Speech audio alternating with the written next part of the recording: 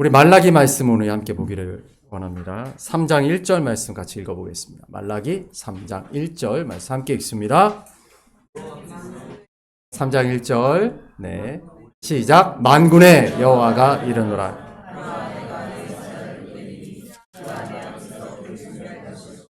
주가 갑자기 그의 성전에 곧 사모하는 바 언약의 사자가 임하실 것이라. 아멘. 말라기, 우리가 알는 바와 같이 구약의 마지막 성경이죠. 39번째 성경입니다. 그리고 우리가 지난 시간까지 말씀을 나눴었던 학개와 스가랴에 의해서 1차 성전이 2차 성전이 재건된 이후에 예수님이 오시는 복음서, 우리 신약이 시작되기 전까지의 그 기간의 마지막에 쓰여진 것이죠.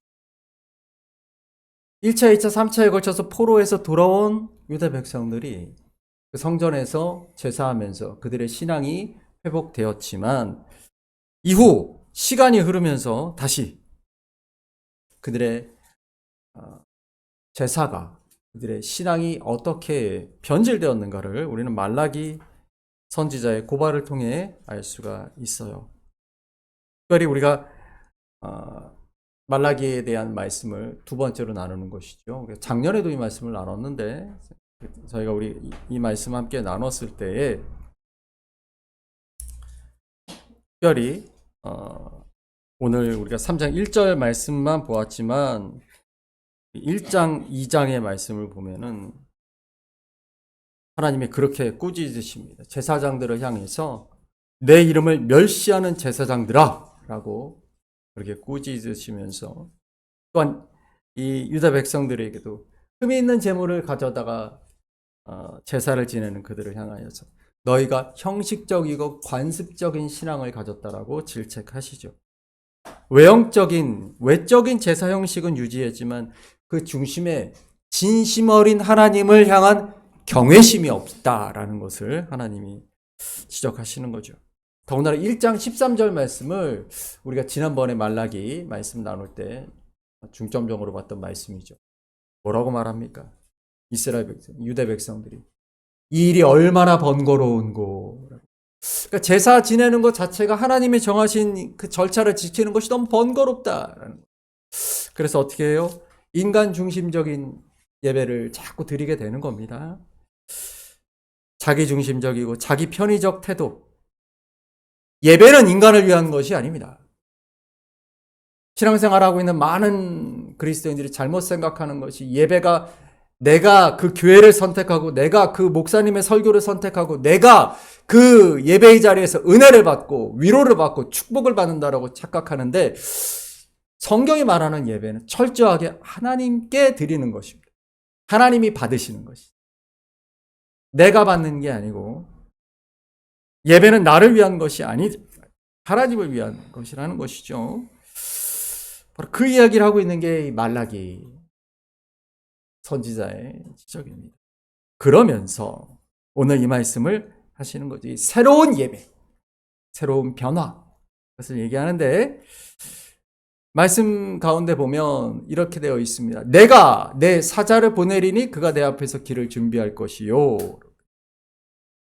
바로 이 말씀이 우리가 이따가 마태복음 말씀을 보겠지만 세례 요한과 예수 그리스도를 보내심으로 어떻게 실현되는지를 우리는 볼 수가 있습니다. 원어를 잠깐 보시게 되면 내 앞에서 그 길을 준비한다, 예비한다. 이 앞에서라는 이 히브리어가 파님이라는 말입니다. 파님. 근데 이 파님이라는 말이 여기서는 이제 앞에서 영어로 이제 before me 이렇게 됐지만 사실 이 파님이라는 말은 얼굴이라는 뜻이에요. 하나의 얼굴.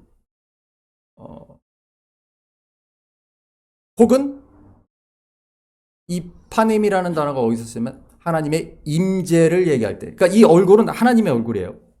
하나님의 얼굴과 마주하다 이런 의미로 쓰이는 것입니다. 그러니까 하나님의 임재를 의미하는 것이 파님이라는 단어입니다. 출애굽기 25장 30절 말씀 잠깐 보시면 읽어볼까요? 상위에 아멘. 우리 잘 아는 여러분 성막 만들기를 하셔서 여러분 잘 아실 텐데 성소와 지성소가 있는 성막에 성소 안에는 세 개의 성물이 있죠. 첫 번째로 7가지 등대가 있습니다. 등잔대가 있죠. 두 번째는 분향단이 있습니다. 세 번째는 뭐가 있어요? 떡상이 있죠. 진설병. 이스라엘 12지파를 의미하는 12개의 떡을 6개씩 두 줄로 쌓아 올린, 여러분 다 만들어 보셨으니까 기억하실 것입니다. 근데 이 진설병을 두어라. 근데 이 진설병이라는 말은 한마디로 뭐냐면 이게 진열해 놓은, 설치한 떡이라는, 떡병자죠. 떡이라는 말로, 우리말로 번역을 한 것인데, 이 원어의 의미는 뭐냐면, 그림을 한번 보시면 어떤 건지 이겁니다. 이거. 네, 이걸 얘기하는 겁니다. 네, 분향단과 등대와 그리고 등잔대와 그리고 떡상이 있죠. 이게 성소죠. 네, 원어를 보여주시면요. 네, 감사합니다. 진설병이라고 했을 때 이거 이제 우리가 아는 떡이죠. 레켐, 레켐 파님, 레켐 파님. 이 파님이 바로 아까 보았던 그 하나님의 얼굴 앞이라고 하는 그 하나님의 얼굴이란 뜻이에요.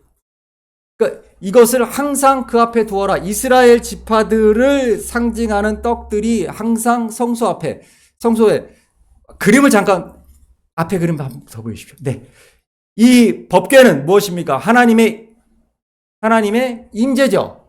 네, 하나님 이곳에 임하시는 것이죠. 그 앞에 두는 떡이라는 뜻이에요. 그래서 레켐파님입니다. 레켐. 우리가 베들레헴이라고 하잖아요. 베들레헴이라고 우리말은 쓰지만 사실은 그것은 벳레켐. 벳레켐. 벳이 뭐예요? 집이죠. 집. 떡집. 예수님이 태어나신 곳. 네. 하늘에서 오신 거룩한 떡. 네. 그러니까 레켐파님이라는 소리는 하나님의 얼굴 앞에 놓이는 떡이에요.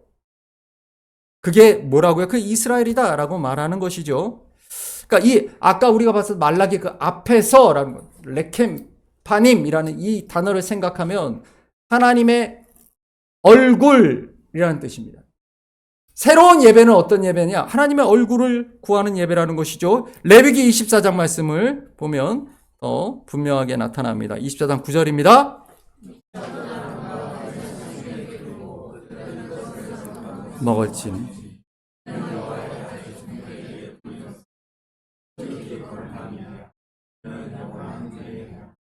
아멘. 출애굽기 25장 30절에 그 떡을 두라, 하나님께서 그 앞에 두라라고 말씀하셨던 그 의미가 무엇이냐면, 광야의 삶을 살아가는 모든 순간 내가 너희와 함께 하겠다. 너희는 나의 얼굴을 바라보라라는 것입니다. 오늘 제가 아까 말씀드렸던 찬양팀의 찬양이나 우리 성가대의 찬양, 주의 얼굴을 구한다. 주님의 밝은 얼굴을 구한다. 주님의 얼굴이 왜 밝냐면 주님의 얼굴에선 빛이 나시기 때문에 그래요. 하나님의 얼굴을 늘 구하라 이 얘기를 하고 있는 겁니다. 새로운 예배는 무엇이냐면 하나님의 얼굴을 구하는 예배다. 그래서 오늘 24장 9절에 그 떡을 누가 먹습니까? 아론과 그의 자손이 먹죠. 아론과 그의 자손이 누구예요? 제사장이에요. 제사장. 그 떡은 제사장이 먹는 것입니다. 레켐파님이라는 그 제사장이 먹는 떡이라는 것이죠. 여기서 의미하는 것이 무엇입니까? 베드로전서 2장 9절의 말씀을 보면 이제 그 제사장은 누굽니까? 예수 그리스도의 십자가로 구원받아 하나님께 다시 부름의 소명의 자리로 회복된 우리지요. 우리가 먹는 떡입니다. 하나님 앞에서. 예배는 무엇인가? 요한복음 6장 35절 말씀 읽습니다. 예수께서 이르시되 나를 믿는 자는 아멘. 우리 오늘 성찬식이 있는데요. 하나님의 임재를 상징하는 진설병 레켐파님은 하나님의 백성인 우리에게 주신 예수 그리스도의 몸, 주님의 몸을 먹는 이 성찬식을 통해서 우리가 이 예배를 통해서 하나님의 얼굴을 보게 되는 것이죠. 우리는 성찬을 통해 하나님의 임재가 내 안에 있음을, 내가 하나님 앞에 있음을 믿고, 출애굽기 25장에서 처음 레켐파님에 대한 말씀을 주셨을 때처럼 내가 너희와 동행하겠다라는 그 언약의 말씀. 하나님이 우리 유나와 동행하시겠다고. 네가 어디를 가든지, 네가 무엇을 하든지 내가 내 앞에서 너의 얼굴과 나의 얼굴이 마주대하는 곳에서 내가 너와 함께 하리라. 그 약속이죠. 그러니까 그 떡을 먹는 것이 그게 그렇게 중요한 것입니다. 그 말씀을, 그 떡은 또한 말씀으로써, 실제로 우리가 성찬에서 떡을 먹기도 하지만 말씀으로써 하나님의 임재가 나와 함께 하신, 내가 하나님과 동행한다라는 의미죠. 그게 예배의 정신이어야 한다라는 말이에요. 시편 24편의 말씀을 한번 같이 읽어보겠습니다. 여호와의 산에 오를 자가 누구며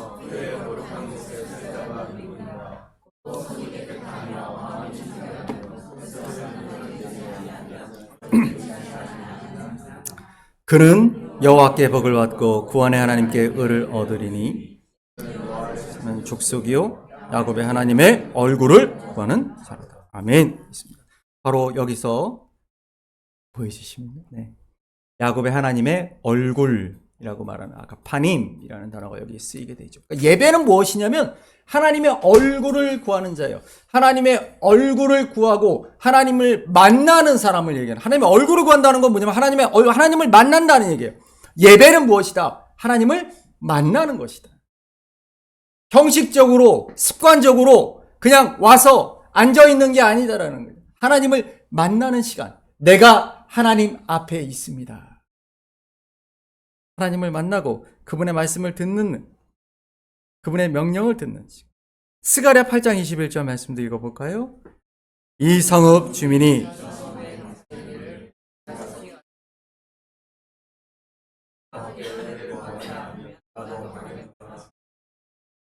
아멘.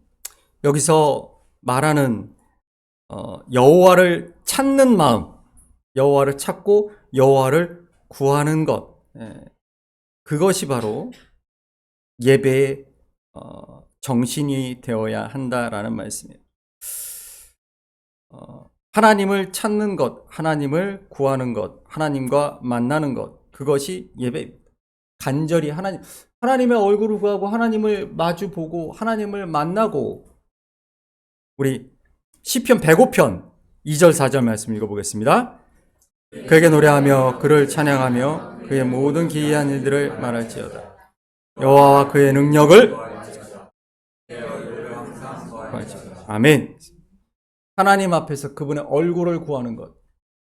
예배는 내가 하나님을 만나고 하나님께 나의 간구를 드리는 것이죠. 하나님이 주시는 말씀을 듣는 것입니다. 이게 동시에 일어나야 됩니다. 말씀을 주시고 나의 간구를 드리는 교통이 이루어지는 것이 예배입니다. 그냥 내가 관중으로 와서 지켜보고 가는 것이 아니죠. 그 자리에서 내가 하나님을 찬양을 올려드리고 나의 기도를 올려드리는, 나의 간절함을 올려드리고 하나님은 말씀으로 은혜로 나에게 주시고 이 만남, 이것이 예배다라는 것이죠. 이사야 1장 11절 말씀 읽어볼까요? 읽어봅니다. 여호와께서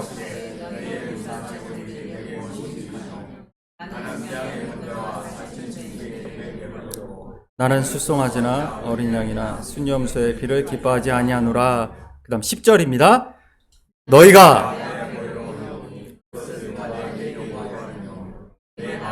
밟을 뿐이야. 아멘. 그렇습니다.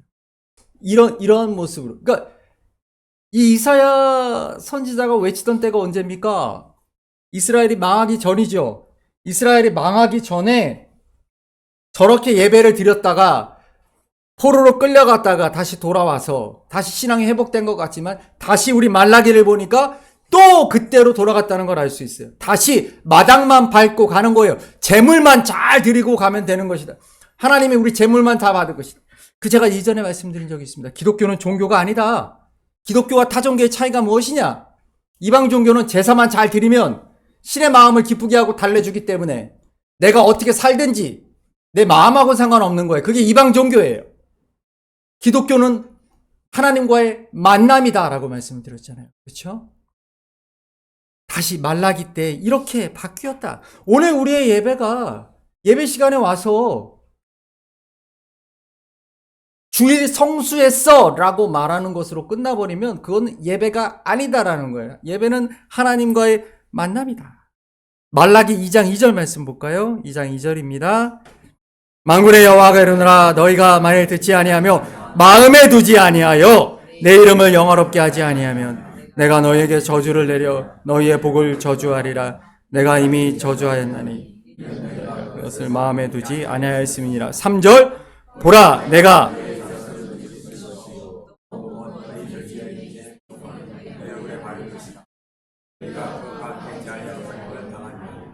10절까지 읽어보겠습니다. 만군의 여호와가 이르노라 너희가 내 제단 위에 헛되이 불사르지 못하게 하기 위하여 너희 중에 성전 문을 닫을 자가 있었으면 좋겠도다. 내가 너희를 기뻐하지 아니하며 너희 손으로 드리는 것을 받지도 아니하리라. 아멘. 아까 이사야 선지자의 말하고 똑같지요. 너희의 헛된 재물 내가 안 받겠다 이렇게 말씀하시는 거예요. 중간에 포로기가 있었는데 다시 물론 힘들고 어려웠던 그 포로기를 지나서 다시 돌아와서 성전을 건축하고 성벽을 건축하고 그때까지는 그들이 열심히 있는 듯 보였지만 다시 시간이 지나면서 그들이 또 형식적인 예배, 하나님이 아닌 자기를 중심으로 하는 자기 편의점, 인간 중심적인 예배 바뀐 거예요. 근데 우리가 3절의 말씀 보면 굉장히 충격적인 말씀이 나오죠. 3절 다시 한번 보여주십시오. 똥을 너희 얼굴에 바를 것이다.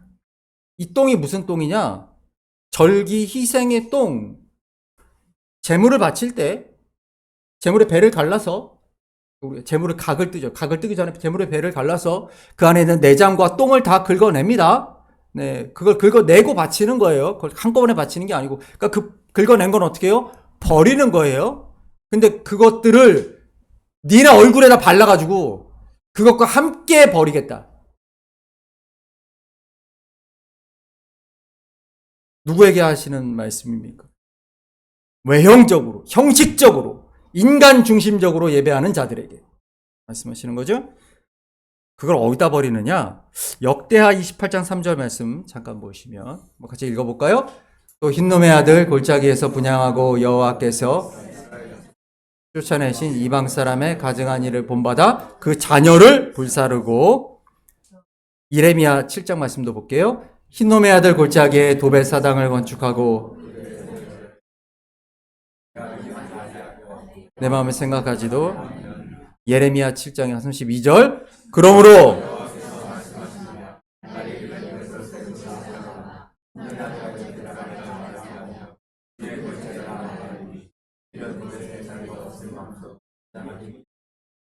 열왕기 하 23장 10절 읽습니다.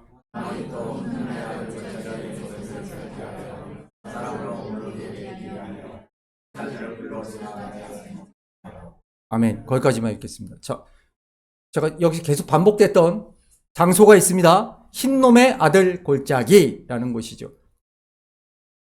예전에도 제가 밀곰, 몰렉에게 제사 지내던 우상 숭배하던 모습을 보죠. 자녀를 불로 지나가게 하다. 이게 무슨 얘기입니까? 자기 자식을 산채로 불태워서 제사했다는 얘기죠. 우상 숭배하지 마라 라고 하는 그 우상 숭배의 수준이 어느 정도냐라는 걸 보여주는 거예요. 내 욕심을 위해, 내가 복받기 위해 내 자식 중에 하나쯤 산채로 불태웠던 그들이 바로 이스라엘 사람들이었어요. 그런 짓들을 저질렀던 사람들. 근데 아까 우리가 읽었던 말씀 중에 역대하 말씀 보시면 네, 28장 그냐나를 불사르고 이 역대하 말씀에 나오는 이 도벳이 반복되죠. 도벳은 사당입니다. 신당. 이 흰놈의 아들 골짜기에서 몰록에게 밀곰이라고도 부릅니다. 몰록에게 제사를 지는 산당을 지은 사람이 누굴까요? 처음 지었던 왕이 있습니다. 그가 바로 솔로몬이에요. 솔로몬이 그렇게 위대한 지혜로운 왕이다라고 말하는데 그건 처음의 모습이었고요. 나중에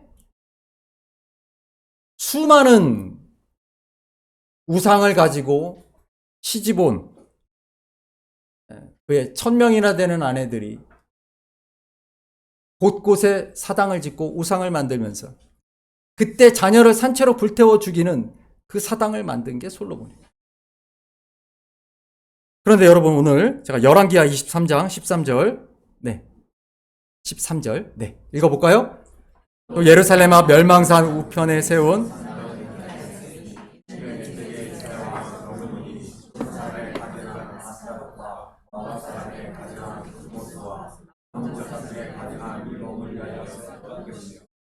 솔로몬이 자녀를 산채로 불태우는 그런 우상의 신당을 세웠다라고 성경은 고발하죠. 그 위치가 어딘가? 지도를 잠깐 보여주시면요. 감사합니다. 이게 성전입니다. 이 성전이고 예루살렘이죠. 예루살렘이 이렇게 있으면 여기에 분문이라고 있죠. 분문. 이게 우리가 분요차 할 때 그 분자입니다. 똥이 나가는 문이에요. 이 똥이 나간다라는 것은 아까 우리가 아까 보았던 절기, 우리가 이제 제물을 드릴 때 배를 가르고 그 안에 있는 모든 것들을 빼서 내다 버린, 성전에서부터 내다 버린, 나중에 사람들의 우물도 다 갖다 버린, 그게 어디냐? 이거 더 확대해서 보면 이곳이 바로 흰놈의 골짜기 혹은 흰놈 골짜기라고 불렸던 곳입니다. 이 앞에가 이 기드론 골짜기가 있고 여기 이제 감람산이 있고요. 여기에 감람산과 같이 붙어 있는 산 이름이 멸망산이에요. 그러니까 이제 동쪽에 있는 거죠. 예루살렘 동쪽에 있는 산이고, 예루살렘이 이렇게 산이고 이 주변에 골짜기예요. 근데 이 앞에 골짜기를 기드론 골짜기라고 부르고 이 남쪽의 골짜기를 흰놈 골짜기라고, 흰놈 골짜기 혹은 흰놈의 아들 골짜기라고 부르는 것입니다. 그곳에서 요시야 왕이 종교개혁을 하면서 그 자녀들을 산채로 불태워서 제사하던 그곳에 요시야 왕이 누굽니까? 유대가 멸망하기 거의 마지막 왕이잖아요. 그러니까 요시야 때까지, 그러니까 바벨론에 의해서 멸망하기 직전까지도 이스라엘은 그러한 짓을 저질렀어요. 그 잔인한 짓을 저질렀단 말이에요. 내가 잘 먹고 잘 살려고 내 자식을 산채로 불태우는 짓들을 했던 거예요. 근데 마지막 종교개혁을 일으켰던 요시야 왕 때에 그 흰놈의 골짜기를 우상 숭배하는 곳에서 무엇으로 바꾸느냐? 쓰레기 야치장처럼 그런 분뇨와 이런 것들을 버리는 곳으로 바꿔버립니다. 그래서 거기는 거의 24시간 늘 불타고 있어요. 모든 쓰레기와 더러운 것들을 다 버리는 곳으로 바꿔버립니다. 그래서 흰놈의 아들 골짜기라는 것이 우상 숭배하던 곳에서 이제 더러운 것들이 불타는 곳으로 바뀝니다. 저주의 불길로 바뀌죠.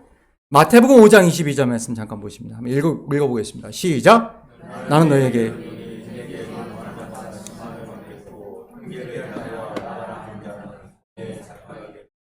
미련한 놈이라 하는 자는 성경에 지옥이 감사합니다. 지옥이 헬라어로 뭐라고 번역되냐면 게헨나라고 합니다. 게헨나. 이 게헨나가 무엇이냐면 게가 계곡이에요. 게 골짜기. 흰놈. 원래 이 게헨나가 게헨놈입니다. 흰놈의 아들 골짜기를 우리 성경에선 지옥으로 번역을 한 거예요. 영어에서는 헬로 번역을 했죠. 근데 이게 이 성경을 썼던 유대인들, 마태가 이야기하는 지옥은 어떤 곳이냐? 흰놈의 아들 골짜기예요. 24시간 불타고 있는 온갖 더러운 것들, 그리고 우상을 숭배했던 그 자들, 그 기억들, 그 죄악들, 그것들이 다 불타고 있는 꺼지지 않는 불, 그게 게헨나예요. 근데 이걸 왜 지옥이라고 보냐 그랬을까요? 지옥이 그런 곳이기 때문에. 지옥이 그런 곳이기 때문에. 그래서 게헨나, 즉 흰놈의 아들 골짜기가 바로 그런 것인데, 요한계시록 19장 20절에 표현하고 있는 지옥이 그것입니다. 읽어보겠습니다.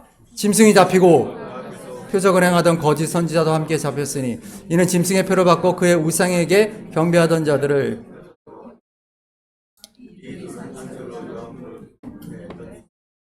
아멘. 성경이 말하는 유황 불붙는 물, 꺼지지 않는 불, 24시간 꺼지지 않는 늘 불타는 더러운 온갖 더러운 것들과 온갖 죄악이 불타던 그곳, 그것이 그것이 지옥이죠. 그것이 흰놈의 아들 골짜기입니다. 그 흰놈의 아들 골짜기에 누구를 버린다고 하셨습니까? 아까 말라기 3장 3절에서 보면 누구를 버린다고 하셨어요? 아까 2장 3절에 내가 너희 얼굴에 그 재물에 똥을 발라서 그것들과 함께 어디다 버린다고 하시는 거예요. 그러니까 이 말라기를 쓸 때는 이미 그곳은 그런 24시간 불타는 쓰레기 하치장 같은 곳이에요. 온갖 더러운 것들, 온갖 내다버릴 것들이 다 불타버리는 그런 곳이에요. 말라기 선지자를 통해서 이들을 향해 하셨던 주님의 말씀. 하나님 앞에 예배한다고 하지만 사실은 자기 자신을 예배하는 자들, 너희가 산채로 자기 자식을 불태우던 그 흰노예 골짜기에서 불태우던 그 자들과 똑같다라는 거예요. 나 자신이 잘 먹고, 그러니까 여러분 제가 예전에도 우상 숭배가 결국 뭐냐? 자기를 숭배하는 거예요. 우상 숭배하는 건 자기를 숭배하는 거예요. 왜요? 내가 잘 먹고 잘 살기 위해 그 우상에게 숭배하는 거기 때문에 결국 내가 가장 중요한 거예요. 내가. 기독교는 내가 제일 중요한 게 아니에요. 기독교는 하나님의 뜻이 가장 중요하지. 그 뜻을 위해 내가 이 땅을 살아가는 것이기 때문에, 내 소명을 위해 살아가는 것이기 때문에, 이게 타 종교와 기독교의 가장 큰 차이입니다. 이걸 알아야 우리가 주님 십자가로 구원받았다는 의미를 우리가 알 수 있어요. 구원받지 못한 사람들은 아직도 내가 이 땅을 왜 살아가는지 몰라요. 그러니까 그들은 지금도 자기 자식을 산채로 불태우던 그런 우상숭배하던 이들과 다를 바 없는 삶을 살아갑니다. 자기의 욕심을 위해서 살아가는 것이죠. 내가 무엇을 위해 살아갈지 모르기 때문에 그런 것이죠. 말라기 3장 2절 말씀 봅니다. 그가 임하시는 날을 누가 나타난 때 누가 능히 서리 표백하는 자의 잿물과 주님이 다시 주님이 오실 때, 메시아가 오실 때 어떻게 바뀌는가? 그가 금을 연단하는 자의 불과 표백하는 자의 잿물과 같을 것이다. 너희를 불로 태우고 잿물로 연단하여 새롭게 할 것이다. 새로운 예배자로 만들어 주실 것이다 라고 말씀하는 거죠. 그것이 이렇게 현실화됩니다. 마태복음 11장 10절입니다. 기록된 바 보라 내가 내 사자를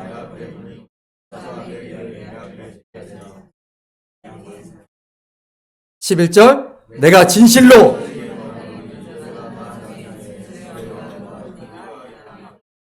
그러나 천국에서는 그보다 크니라. 12절 세례 요한의 때부터 지금까지 진노하는 자는 빼앗느니라. 아멘. 아까 기록된 바라고 하는 게 그 말라기를 얘기하는 겁니다. 기록된 바 말라기 3장 1절 사자를 보내겠다. 그리고 메시아를 보내겠다. 그때에 너희들은 불로 태우고 잿물로 씻겨서 새로운 예배를 드리는 자들이 될 것이다 라고 말하는 거죠. 하나님 앞에 새로운 예배자들이 된다라고 말씀하시는 거예요.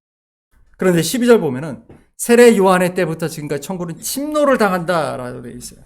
이 침노당한다라는 말이 뭘까? 그래서 원어를 보시면 이거 굉장히 번역이 이 분석이 굉장히 하시는 분에 따라 분분하지만 저는 제가 배운 대로 해석을 하자면 여기 비아스테스라는 침노하는 자, 이 비아라는 말은 뭐냐면요, 강력함이라는 뜻을 갖고 있어요.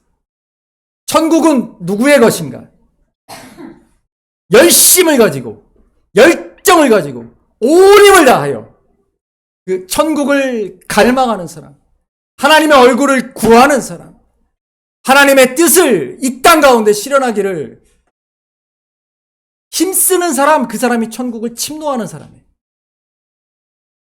세례 요한이 했던 것은 사실 작은 것이다. 너희들은 더 큰 일을 할 것이다 라고 말씀하시는 거죠.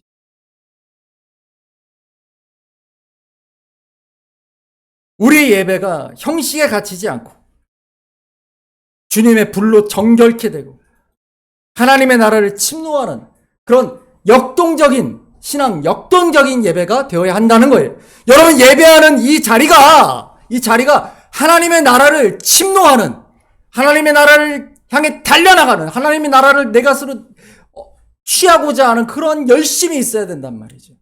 예배가 그저 앉아서 수동적으로 1시간 동안 앉아 있는 것이 아니고 하나님의 얼굴을 향하는, 하나님의 얼굴을 구하는, 주님 나를 만나 주시옵소서, 주님 나에게 말씀하옵소서라는 그 강렬함으로 나아가는, 회개의 불 속에서 정결해지고 하나님을 향하여 달려나가는 그런 예배가 우리 예배가 되어야 된다는 겁니다. 제가 좋아하는 신학자가 있는데 톰 라이트라는 분입니다. 이분이 했던 얘기를 제가, 보이시는 분은 같이 읽어볼까요? 예배는 하나님 나라의 복음이 현실에 드러나는 자리이다. 하나님 나라가 현실에 침투하는 행위이며 이를 통해 하나님 나라의 복음이 선포되고 사람들에게 전달된다. 예배는 단순히 인간의 신앙 표현이 아니라 현실의 변화를 가져오는 중요한 역할을 한다. 예배를 통해 하나님 나라의 통치가 현실에 구현되고 사람들은 하나님 나라의 방식으로 살아가도록 격려받게 된다. 그렇습니다. 예배는 실질적으로 예배자들의 삶을 변화시켜야 돼요. 이곳에서 여러분들은 내가 하나님의 뜻대로 살겠습니다라고, 내가 천국을 침노하는 자로 살겠습니다, 내가 하나님 나라의 통치를 받는, 내가 이 세상에 살지만, 이 땅에 살아가지만 이 땅의 세상의 사람과 같지 않는 가치관을 가지고 하나님 나라의 법대로 살겠습니다. 로마서 12장 1절 2절 말씀이 그걸 우리에게 보여줍니다. 읽어볼까요?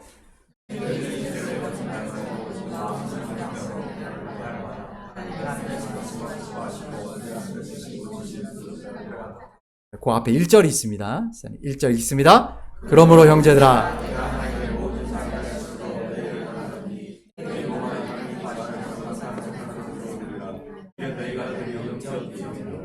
아멘.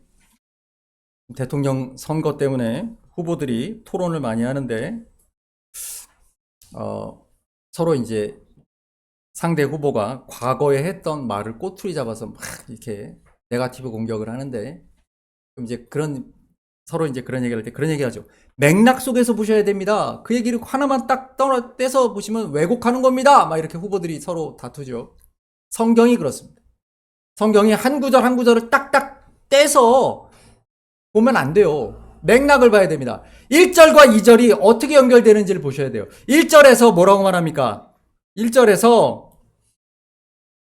너희 몸을 어떻게 하라고요? 거룩한 산제물 드리라. 이거 너희가 드릴 영적 예배니라. 그 다음 2절로 이어지죠.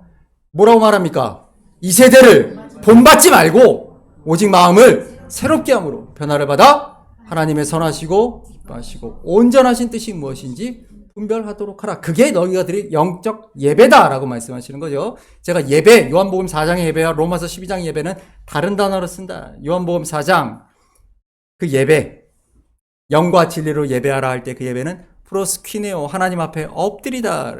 여기서 쓰고 있는 이 영적 예배라고 말할 때 이 영적이라는 게 합리적이라는 뜻이라고 말씀드렸어요. 리저너블. 여기서 말하는 예배는 라트레이아, 우리의 삶으로 드리는 예배를 얘기하는 겁니다. 우리가 삶으로 어떻게 살아야 되느냐? 세대를 본받지 말고 마음을 새롭게 함으로, 아까 말라기 선지자가 말했던 주님의 불로 태워지고 잿물로 연달되는 새롭게 함으로 하나님의 뜻을 분별하며 살아라라고 말하고 있는 것이죠. 레위기 1장 8절 9절 말씀 볼까요? 제사장들은 그 뜬각 머리와 기름을 단 윗불이 나무에 버려놓을 것이며 9절 그 내장과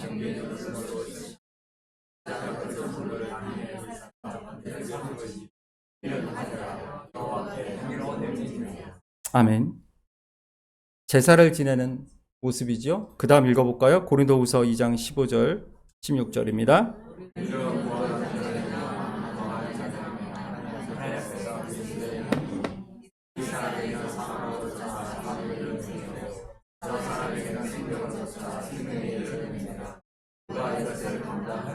아멘. 제사장이 제사를 지낼 때 하나님께 향기를 올려보내죠. 오늘 고린도후서 2장 15절 16절 우리가 마지막으로 읽던 말씀에서 우리의 삶이 그래야 된다는 걸 보여줘요. 하나님 앞에 그러한 우리가 그리스도의 향기다라는 것은 우리의 삶이 하나님 앞에 산 제물로 드려지는 삶을 이야기하는 것입니다. 어떤 삶입니까? 하나님 앞에서 그 신앙의 선진들은 코람데오라고 불렀어요. 하나님 앞에서다. 하나님의 얼굴을 바라보다. 하나님과 동행하다. 늘 하나님의 얼굴을 구하며 늘 하나님의 뜻을 구하며 살아가는 삶입니다. 내가 서 있는 곳마다 예배당만이 아니라 가정에서나 직장에서 학교에서 학원에서 우리가 만나는 사회 곳곳에서 서 있는 곳곳에서 우리가 향기롭게 하나님께 드려지는 산채물로 살아가야 합니다. 그곳에서 십자가가 있는 곳, 우리 눈앞에 보이는 곳뿐만 아니라 그곳에서도 여러분 하나님의 얼굴 앞에 있습니다. 여러분은 하나님과 늘 동행하고 늘 하나님의 얼굴을 구하며 하나님과 대면하며 우리는 살아가야 될 줄 믿습니다. 그것이 성경이 말하는 하나님이 찾으시는 예배자의 삶인 줄 믿습니다. 바로 그러한 예배자의 삶, 하나님의 얼굴을 구하시는 여러분들 시간들을 소망합니다.